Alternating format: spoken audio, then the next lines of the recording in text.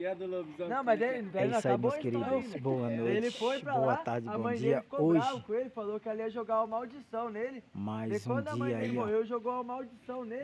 do Na bicho fazenda cabeludo. Bom Café, Então, Ouro Fino, até Minas hoje, Gerais. quando Deu a noite, anoitece aí, ele começa a se transformar esfriou, em um bicho cabeludo fez e ali sai pra uma- assombrar o povo pra rua aí. uma bacia grande de Essa é a um história tacho dele. grande de chocolate. Estamos aqui, ó, contando a história na fazenda.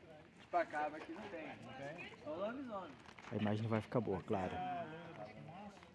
Mas é a lembrança, é o que nós temos aqui hoje. Deixa eu acender um pouco a Quer um lanterna aqui. chocolatezinho quente? Melhorou um pouquinho. Aceita?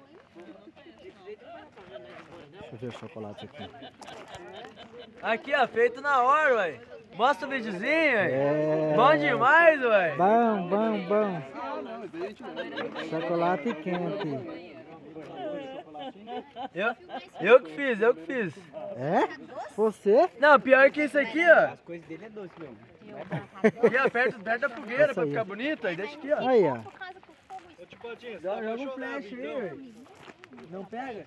Olha o pessoal aqui, ó. Joga aqui então, ó. Todo mundo tomando. Fazendo. Só sei que Pega outro aqui. Na fazenda. a tia Mônica lá É isso ensinou aí, eu a um fazer o pouquinho chocolate mais. quente, eu vim aqui. Um pouquinho mais da É a fazenda. primeira Ô, vez. Chico, e esse cachorro aí? Olha o lobisomem. Conta a história, conta a história. Continua. É isso aí. Casal, quer um chocolatezinho quente? Quer não? Quer também não? Vocês querem um chocolatezinho quente? Aceita? Eu sei. Cadê o...